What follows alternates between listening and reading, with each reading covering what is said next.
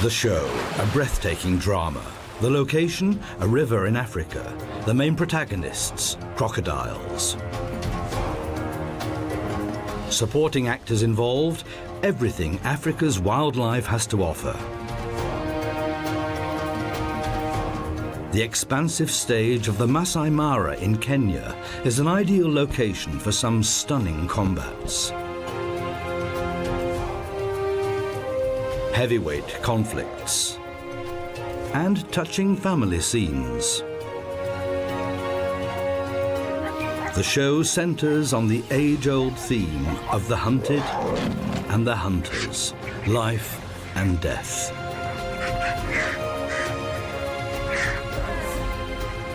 But none of the other protagonists can match this one, the killer that comes out of the water.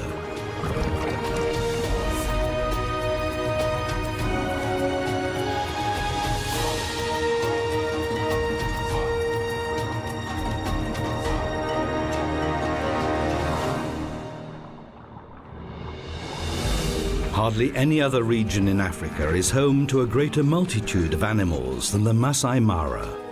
This region in the southwest of Kenya is the land of the Masai. These are semi-nomadic pastoralists who live off their herds of cattle and are known to be excellent warriors. The Masai Mara National Park lies in the southwest of Kenya in East Africa and borders on the Serengeti in Tanzania. When the dry period begins in June in the southern Serengeti, innumerable herds of wildebeest join up to migrate over 800 kilometers to the Masai Mara, forever on the lookout for fresh pastures. During this migration, they have to cross several rivers. The greatest obstacle, and one that has to be crossed, is the Mara River. It flows from Kenya through the Masai Mara region and continues on across the border into Tanzania and the Serengeti. At first sight, it may not look particularly threatening, and it is indeed the main artery that keeps the Masai Mara alive. These heat-sensitive hippos rely completely on the river to secure their very existence in the savannah. Nowhere else does the vegetation offer such a wealth of food for the elephants. Depending on their size, these pachyderms also require from 70 to 250 litres of drinking water a day. And nowhere else can lions choose from such a well-stocked table, provided they're ready to wait a bit.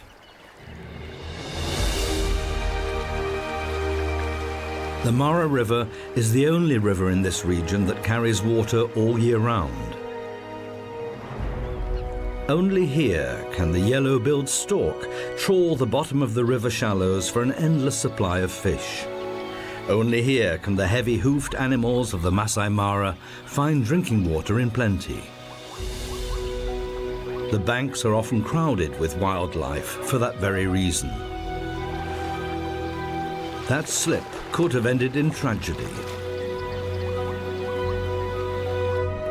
Because for many animals, the Mara River that meanders for nearly 400 kilometers through the savannah is the most hazardous river in the whole of Africa.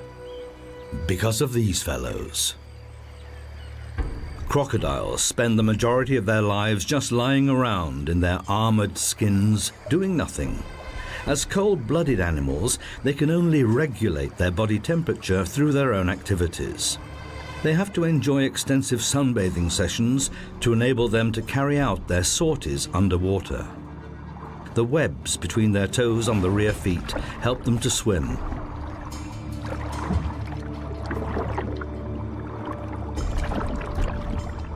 Their tail, that makes up around half of their 6-meter length, is what drives them.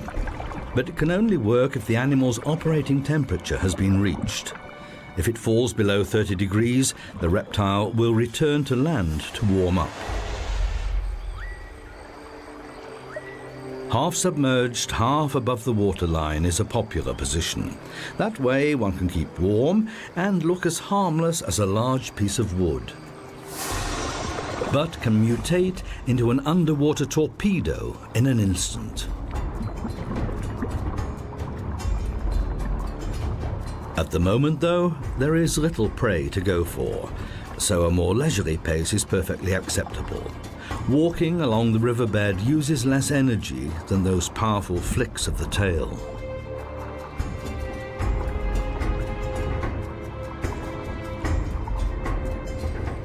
What looks like boredom-induced yawning is in fact temperature regulation. By opening its mouth, the reptile prevents its brain overheating. If it's still too hot, it moves into the water.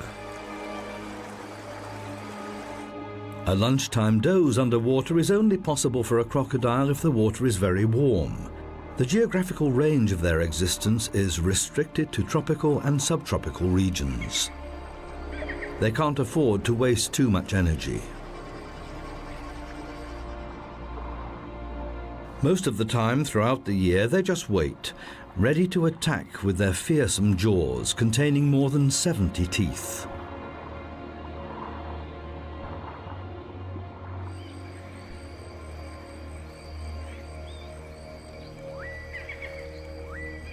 Crocodiles share their habitat with hippos. In the Masai Mara, there are especially large numbers of hippos. These socially orientated animals form small herds of up to 30 individuals. Underwater, these heavyweights even look elegant thanks to the buoyancy effect of the water. Rather than actually swimming, they tend to walk underwater. They spend most of the day in the water because their sensitive skin would crack in the intense summer heat.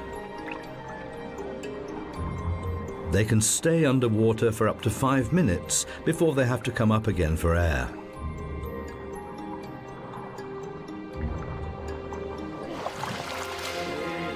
As a rule, one older bull will live together with a group of females and their young.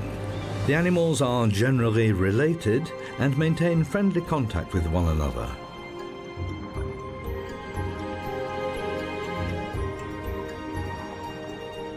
As long as there is sufficient water in the river, there are no grounds for rivalry.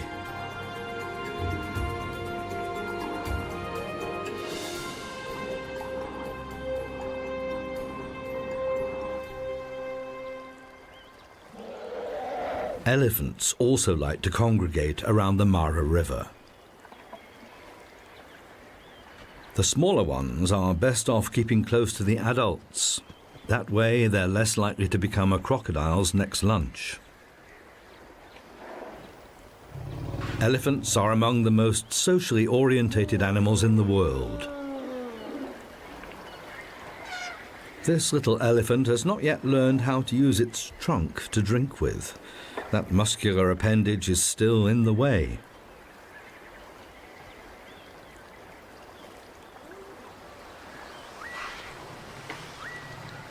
It takes a while for baby elephants to learn what useful tools their trunks are.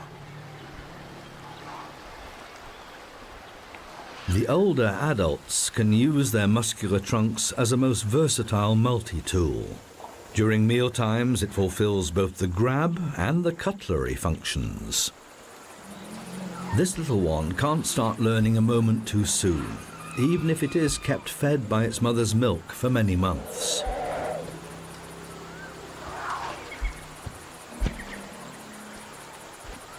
In greetings, the trunk acts as a handshake appendage, and the mutual smells tell the other party the identity of the caller.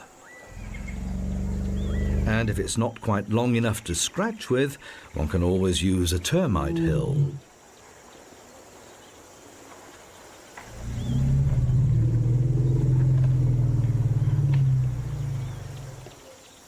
This mother cheetah and her 3 almost fully grown young and 2 younger males have made their way down to the river. The brothers share the remains of the gazelle they caught.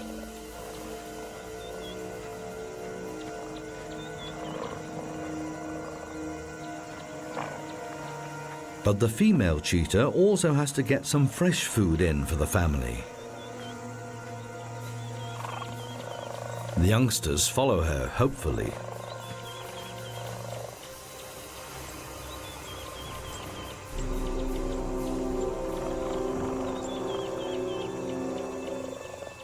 The brothers are so involved that they don't even notice the family.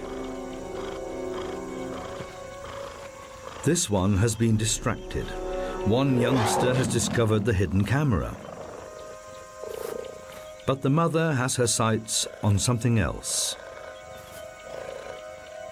What is that thing that neither runs away nor attacks?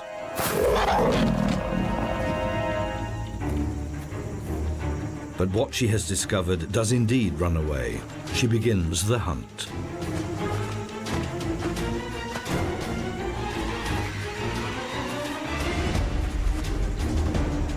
A hare can accelerate up to 70 kilometers an hour, but the cheetah is even faster. This big cat can even reach speeds of 100 kilometers an hour over short distances.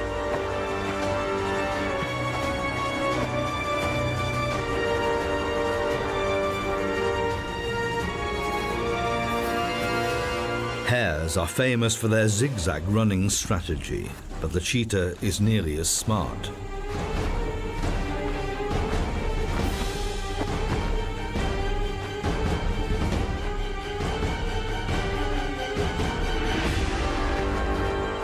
The big cat's strategy is to cause the prey to trip up with a carefully aimed hit of the paw.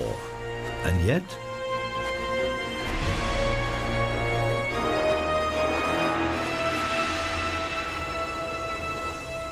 despite that particular failure, no other predator has such a high success rate as the cheetah. Half of its hunting sorties result in a catch. After hunting, the mother needs a long break to protect herself against overheating. The brothers also need time to recover. Full stomachs make one feel sleepy. It's not only the main stretch of the Mara River that is attractive to animals.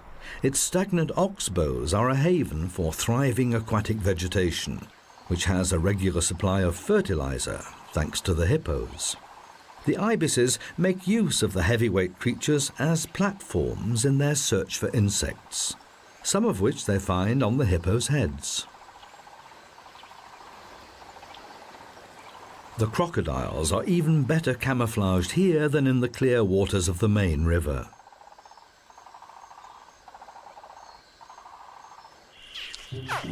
Out on an inaccessible sand spit, the next generation is making its first moves. The female will have laid the eggs here 3 months ago in a nest made of sand and vegetation residues. The brooding temperature determines the sex of the young ones. In Nile crocodiles, the young will only be male if the eggs are maintained at a temperature of 32 to 35 degrees.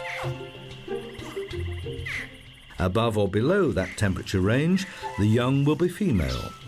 The calls they produce while still inside the eggs appear to stimulate the brood. They all hatch at the same time. Hardly have they left their nest when they are approached by a cavernous mouth.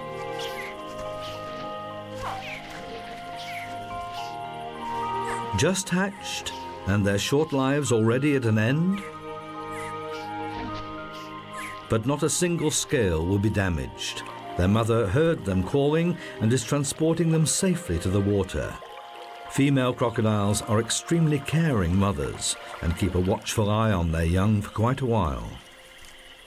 Early on, these miniature lizards demonstrate their talent at surprising their prey. A fully grown giraffe may not need to worry much about a crocodile, but the act of drinking is still quite awkward. It's not only the fact that they almost have to kneel down to drink. The animal has to apply considerable muscular effort to move its head downwards. Giraffes have a powerful tendon that keeps their head and neck upright when at rest. The river and its green banks attract many giraffes. For a long time it was felt that these animals had developed their long necks simply to give them unrivaled access to the higher leaves on the trees. However, they often eat vegetation at half their height. An alternative theory suggests that the long neck was used for a completely different purpose, to give the bulls an advantage when fighting over a female.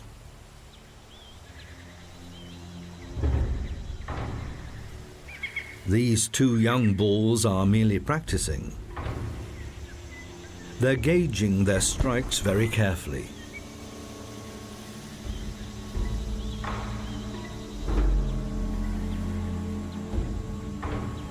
They live in loosely structured bachelor groups, but later become loners.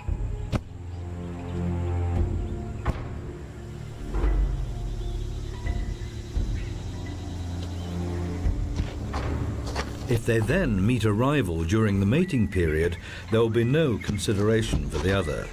They will then apply full power to their strikes, and their rudimentary horns, or ossicones, become dangerous weapons. The objective is to knock one's opponent off its feet.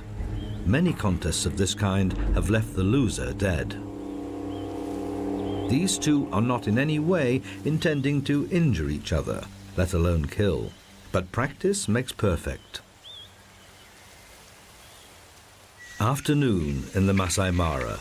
Not quite the ideal hunting time for the lions. This group of banded mongooses is quite safe to pass by. These diurnal animals go hunting as a group. The leader of the pack is one of the older females. Still time for a little nap before work starts in earnest in a couple of hours.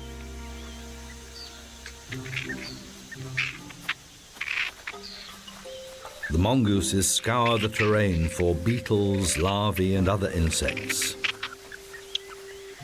Now and again, they dig down a little to unearth a particularly tasty morsel.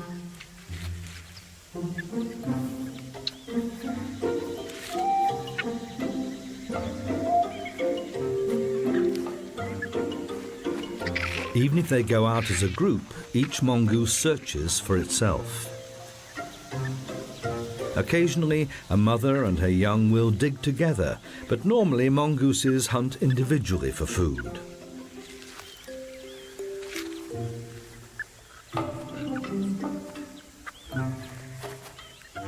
There are nevertheless close ties within the group, which will usually consist of 3 to 4 pairs and their young. In the Masai Mara, this results in groups of around 35 animals. Impala are seldom seen alone.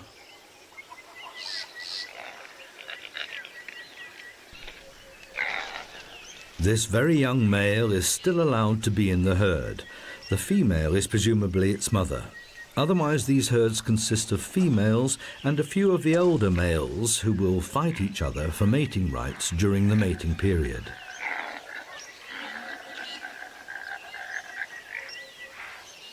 The dominant male will change from time to time at the top of the field. Outside the mating period, they graze peacefully together. In contrast to the wildebeest and zebras, impalas do not migrate outside the national park, so the lions have always got a steady source of food.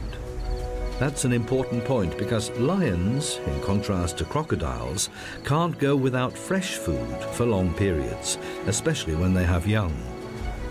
They may not be babies anymore, but they're not able to hunt for themselves and rely completely on the adults. But it can take a while before they actually manage to deliver the goods.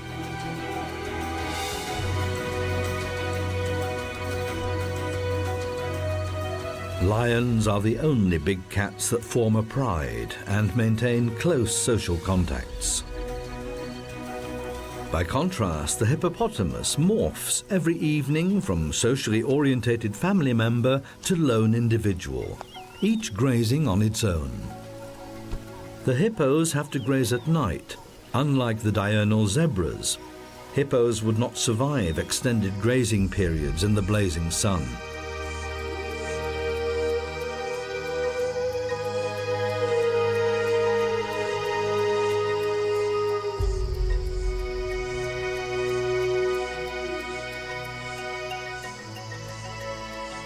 The king of the savannah still does not appear to be in a hunting mood.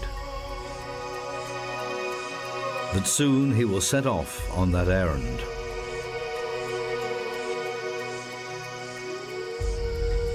The animals in the Masai Mara have to be constantly on the lookout.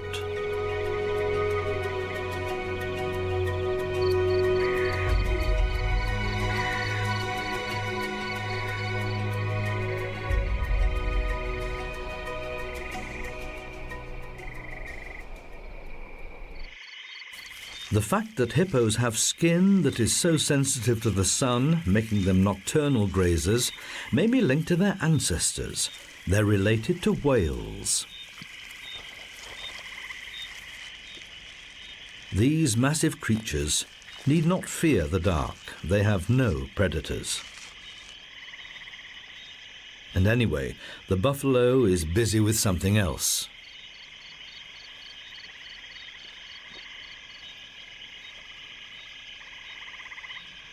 It's in particular the smaller hunters, like the mongooses, that rely on the cover of darkness. The hippo has to devour at least 40 kilograms of vegetation every night, which only accounts for 1 to 1.5% of its body weight.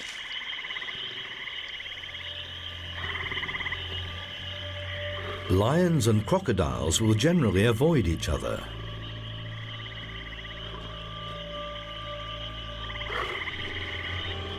Generally. Lions will indeed protect their young or their dinner carcasses against crocodiles, but don't normally consider them to be prey. Perhaps these lions were just after an adrenaline kick.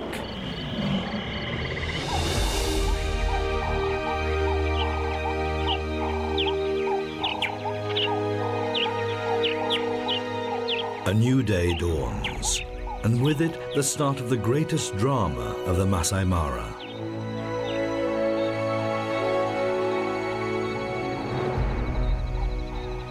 The first wildebeest reached the river region.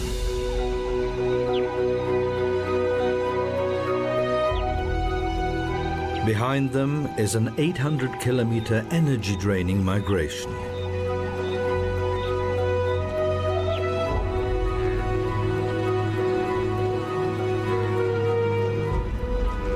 It's far greener here than in the overgrazed Serengeti.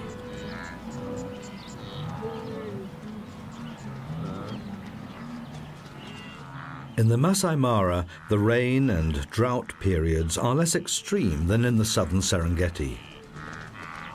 Heavy thunderstorms keep ensuring a supply of fresh water, which benefits the green vegetation. Before the animals embark on the most difficult part of their journey, crossing the river, they enjoy a rest and take the edge off their hunger. They specialize in short grass. It replenishes itself relatively quickly, but is grazed to nothing in a short time, which is why these animals keep searching for new pastures. Their broad mouths, large incisors, and mobile lips make them the perfect lawn mowers.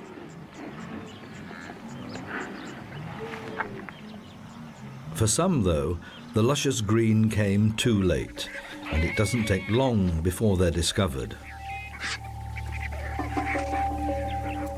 For the vultures, wildebeest that die of exhaustion are a feast.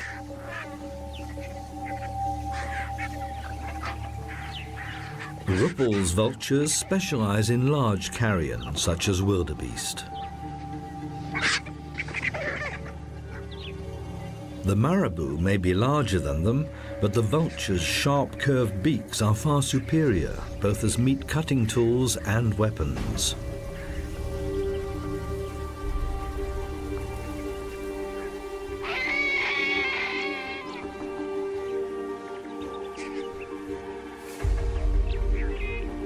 These feathered scavengers do not like sharing. Some are so involved in infighting they forget to eat.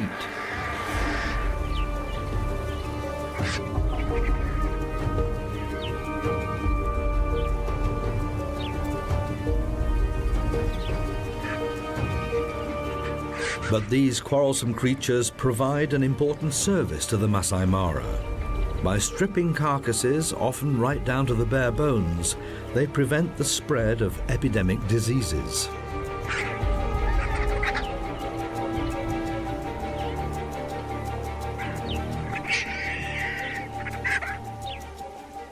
When they're not fighting, Rüppell's vultures can devour as much as a fifth of their own body weight in one sitting. That can be 1 to 2 kilograms. Having eaten their fill, they find taking off a bit cumbersome.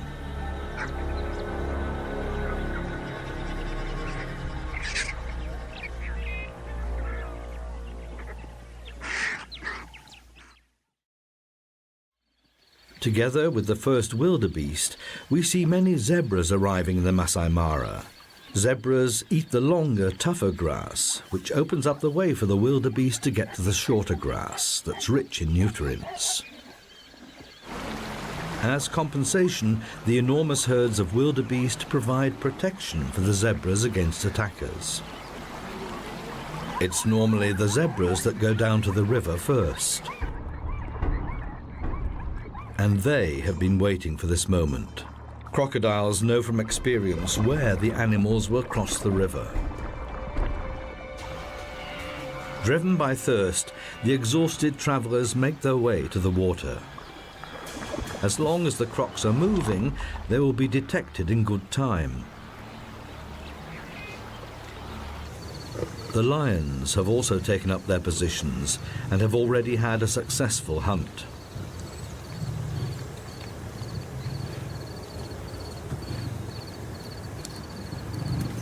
But it's not enough for the full pride.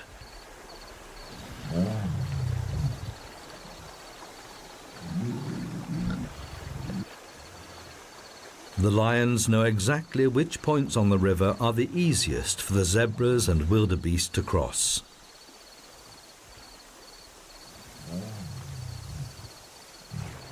While some of the lionesses keep a watchful eye on the young, others are closely watching out for the arrivals by the river.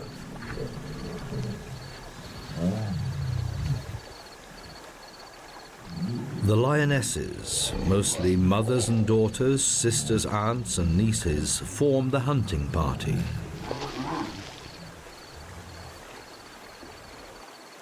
Crocodiles may not be quite as social, but later they will need each other as well.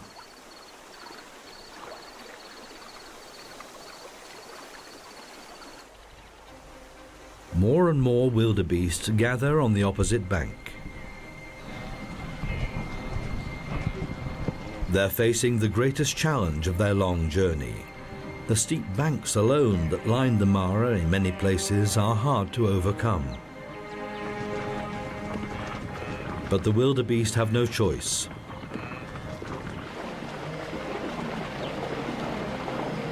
Down by the river, the life-saving herd becomes a liability. Hundreds of animals push their way forwards, leaving no opportunity for escape. The underwater hunters are on their way.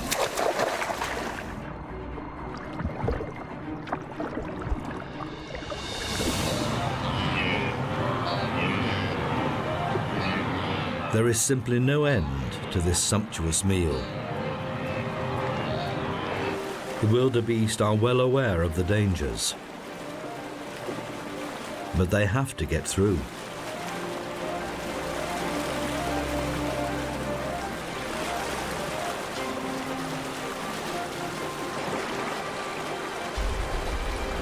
The river literally puts obstacles in their way, and those rocks are often deceptively slippery.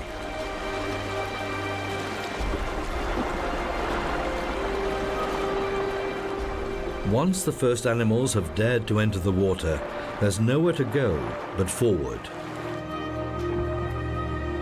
The crocodiles try to attack the open flanks. If they get too close to the thick of it, they're at risk themselves.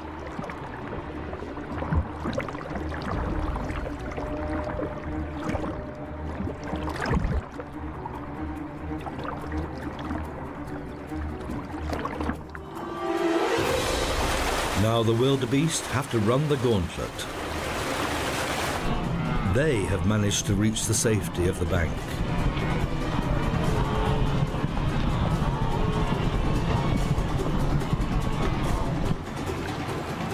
But some didn't make it. The wildebeest summon their last reserves of strength. Their ability to leap is their only chance. The safety of the individual lies in the sheer mass of the herd.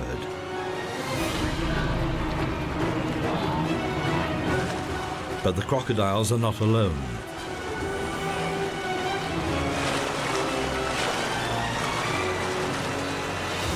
Once one of them has grabbed a wildebeest, it attempts to drag it underwater.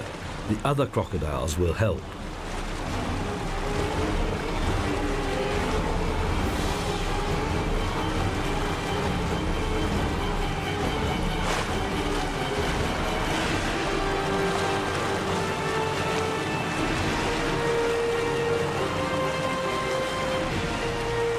Each bite has the force of 2,000 kilos.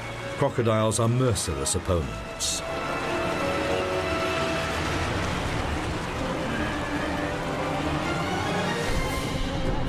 And the animals that pass the first hurdle are faced with the next ambush. The lion attempts to immobilize the wildebeest by biting into its throat.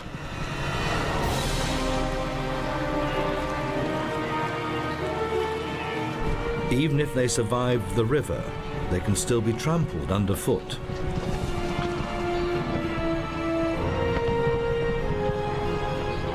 The youngest wildebeest, born only a few months before in the Serengeti, are experiencing this terrifying migration for the first time. They need to get back up to strength. But the trek must go on. Driven on by the stressful experience, the animals quickly take control of their new terrain.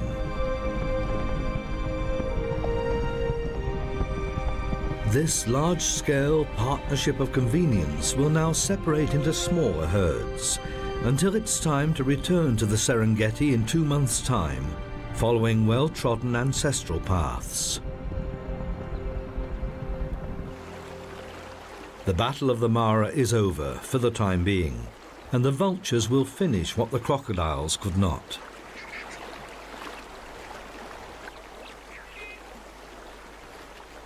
They're still living in the lap of a rare luxury. Even if a crocodile didn't manage to kill its own wildebeest, there are plenty of fallen and drowned animals floating right past their noses. After a few days, the carcasses are easier for the crocodiles to tear apart than freshly killed ones. Despite their armory of teeth, crocodiles can't bite off bits of their prey. They have to rip them to pieces by shaking them from side to side. Even though they cooperated in the hunt, they do not like sharing.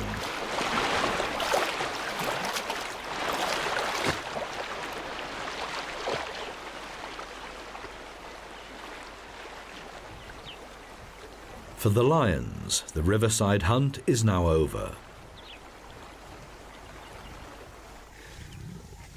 But the pride had a successful hunting trip. There's plenty for everyone, and even the chance for the youngsters to practice dismembering the kill.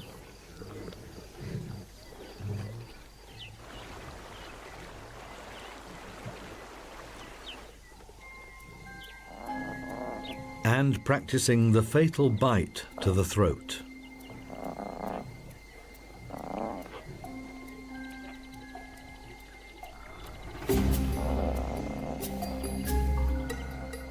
For the youngest, it's all just a game.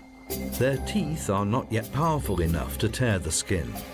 They still need the adults for that.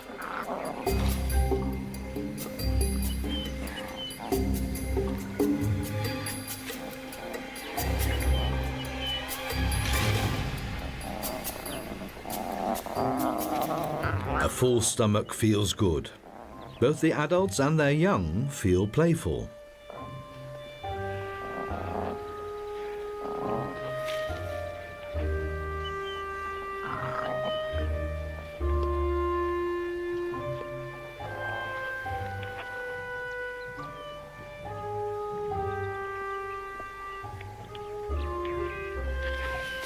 But this unconcerned rollicking can't last long. The adult lions know that if they leave the carcasses unattended for long, there will soon be nothing left. So they drag them to a safe larder, a tough task even for a fully grown lioness. Hunting and eating are thirsty work. Lions do not scoop up water with their tongues. The rough surface of the tongue binds the drops of water, and that causes a pillar of water to follow through the adhesive action between the water molecules.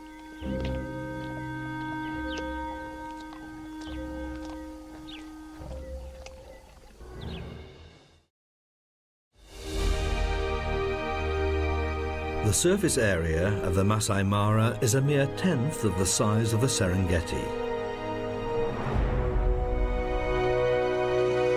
And yet it provides sufficient food for both the new arrivals and the long-established indigents. Most of the steppe zebras and wildebeest are migrants. These common tsessebi live here permanently. The males like to stand on raised hummocks to keep an eye on their territory and their females. Since both sexes look very similar, the females often copy this behavior to confuse male intruders.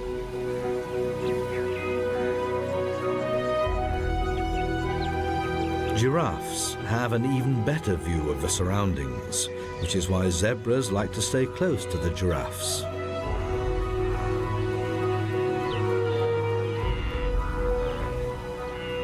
In the searing midday heat, every unnecessary movement is avoided.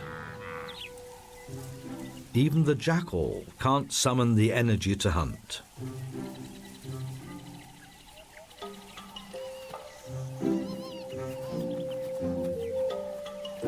The hyenas are no different. Despite their reputation, hyenas are not merely dim scavengers.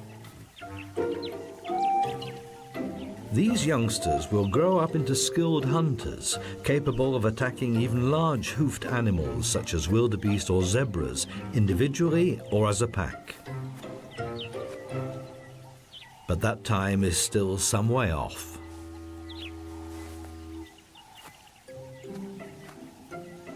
Mother hyenas suckle their young for a year, longer than most other hunters.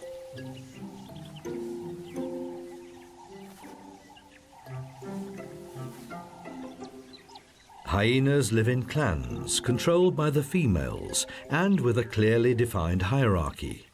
The mother will pass her role on to her cub.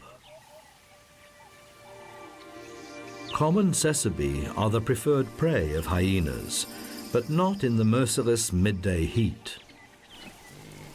Nevertheless, even after the Great Migration, the drama of life and death is replayed over and over again in the Masai Mara. An African buffalo has died and has not yet been discovered by scavengers. Its companions try to protect it, and it looks as if all of them feel the need to reassure themselves that their fellow buffalo really is dead. The herd is looking confused and disorientated. Perhaps the dead animal was a dominant, mature female.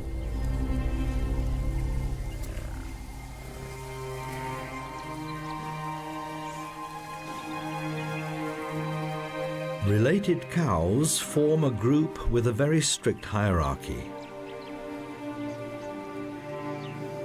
If a high-ranking animal dies, the herd first has to reorganize itself. The saddle-billed stork is also a carrion eater, but has to wait until others have ripped open the carcass. The young tawny eagle is much better equipped.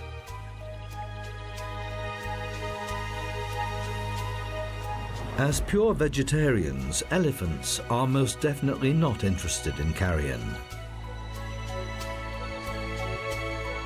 In contrast to popular belief, however, they do not only eat leaves, In the savannah, they eat almost exclusively grass, and lots of it.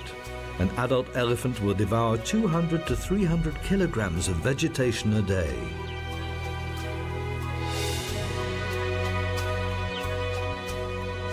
They eat for as much as 17 hours a day, but this does not stop them having a little tiff.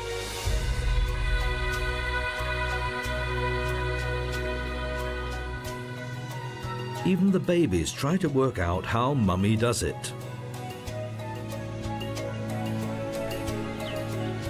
But this little one has chosen the wrong place.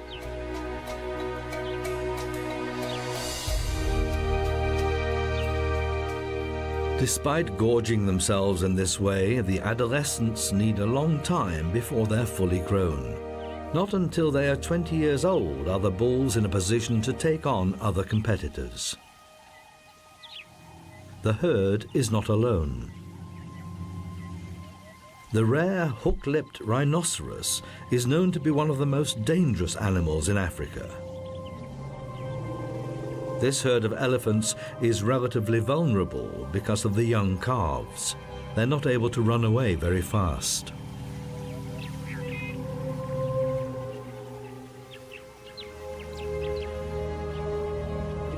The aggressive rhinoceros bull considers the elephants to be a threat. But the lead cow wastes no time and is ready to protect her herd.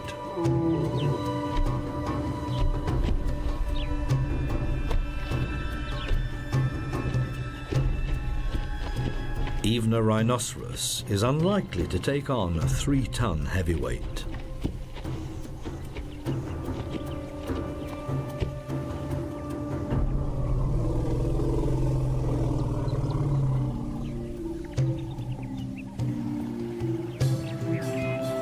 The herd relaxes again. The younger ones are practicing contests for later life.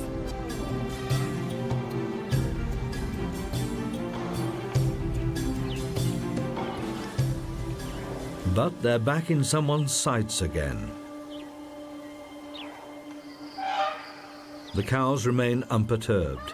The young are safe as long as they are close.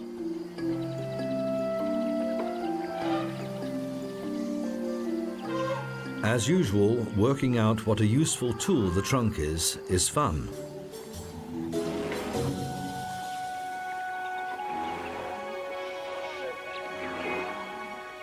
However peaceful the scene may appear to be, the elephants face an uncertain future. Poachers are still keen on killing these majestic animals for their tusks. Every year, the population of African elephants drops by 8%.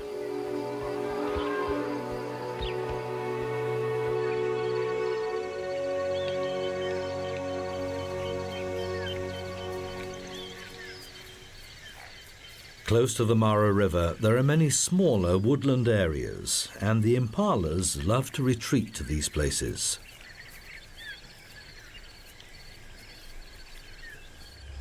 One story higher up, an Anubis baboon keeps a watchful eye.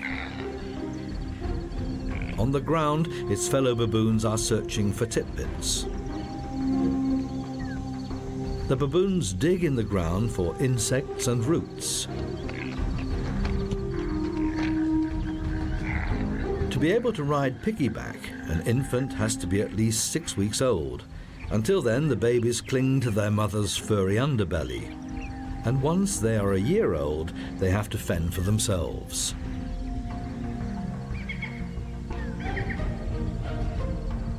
At an age of around 3 months, the young begin to take an interest in each other and play together.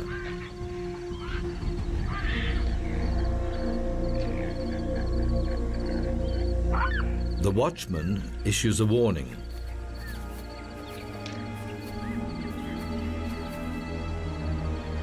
The lion has no chance.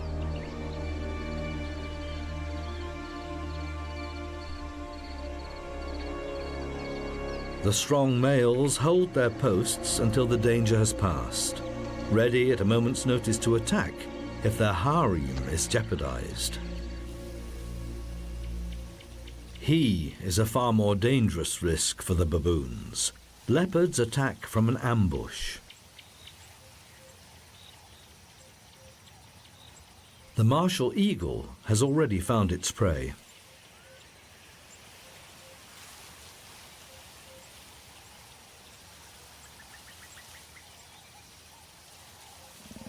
It's still too hot for the leopard. Big cats do not go hunting until dusk. But they are already being watched. Raptors often stay close to larger hunters because there's a good chance that a successful hunt will leave something for them.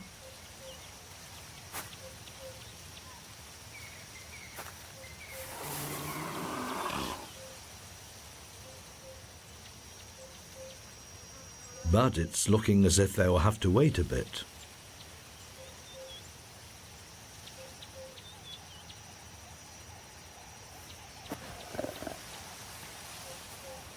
Or will they?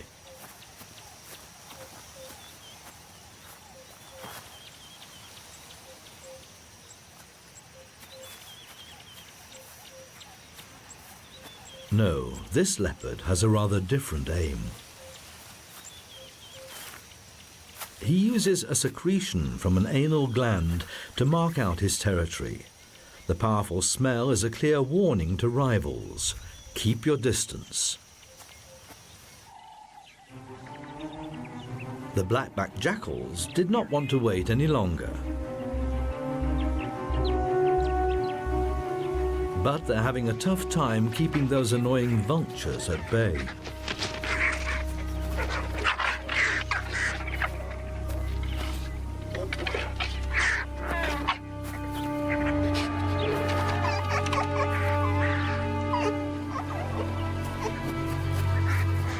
The moderately sized hunters are clearly outnumbered by the vultures, and a fair amount of their freshly replaced energy gets used up again.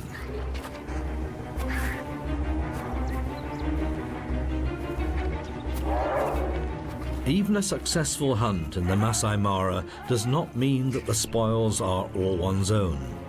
Frequently, the jackals will have to relinquish their hard-won carcass to larger hunters like lions and hyenas. Jackals, leopards, lions, cheetahs, they all make sure that the life and death drama here is a continuous daily cycle. Each of them has its own way to play the game, and each produces a slightly different, often unexpected result.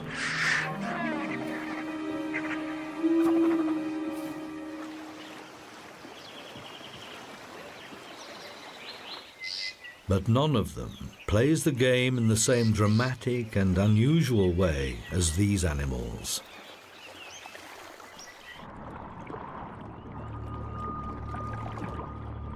They're waiting for the day when, once again, they play the leading role in the greatest drama of the Masai Mara.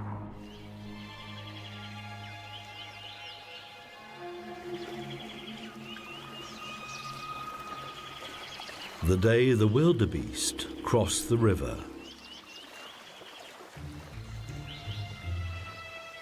Until that day, there will always be more modest roles to play.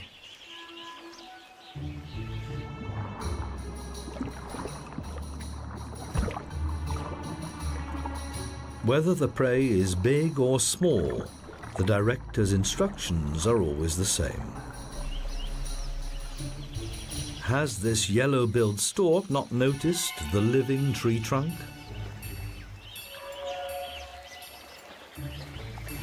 Or is that tree trunk still full up from its last wildebeest supper?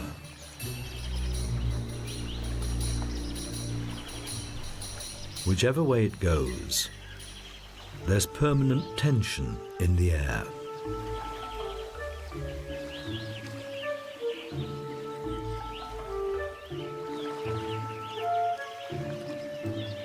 And whatever happens,